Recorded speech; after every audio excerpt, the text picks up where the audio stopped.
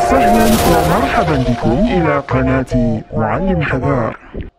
Assalamualaikum dan hai semua, bersama saya Cikgu Wani dan hari ini kita menelusuri sebuah kisah misteri yang syarat dengan pengorbanan, emosi dan persoalan nilai diri.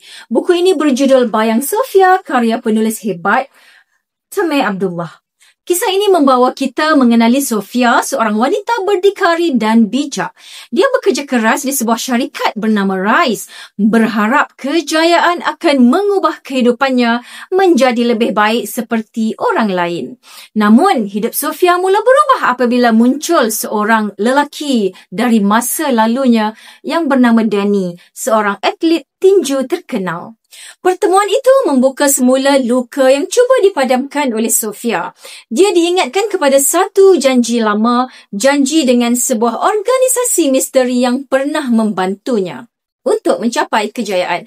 Tapi kali ini mereka datang menuntut balasan dan Sofia mula dihantui mimpi ngeri dan ugutan yang mengancam nyawa dirinya serta orang yang tersayang. Tugas anda sangat mudah, Sofia. Patuh. Ayat itu menghantui setiap langkahnya.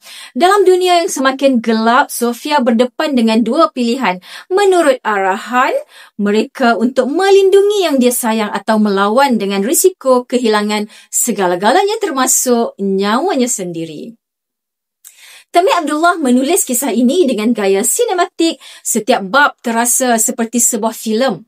Ketegangan, rahsia dan konflik batin Sofia membuatkan kita tertanya-tanya, berbalaikah jika harga yang dibayar ialah kebebasan dan jiwa sendiri? Lebih dari sekadar novel misteri, Bayang Sofia sebenarnya menyentuh makna pilihan hidup dan tanggungjawab. Ia mengingatkan kita bahawa setiap kejayaan mungkin datang dengan satu harga yang mahal untuk dibayar. Dan di penghujung kisah ini, pembaca akan sedar kadangkala musuh terbesar bukan orang lain, tetapi bayang diri sendiri yang kita cuba lari darinya. Saya Cikgu Wani dan inilah Bayang Sofia, kisah yang menegangkan, menyentuh dan syarat dengan pengajaran. Jumpa lagi dalam resensi buku berikutnya hanya di saluran YouTube Muallim Hazar. Sekian dari saya. Assalamualaikum warahmatullahi wabarakatuh.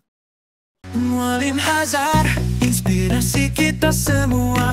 Ilmu di semai cahaya menyinar. Di layar YouTube membawa hikmah. Setiap video membawa sinar. Dengan suara tenang jelas.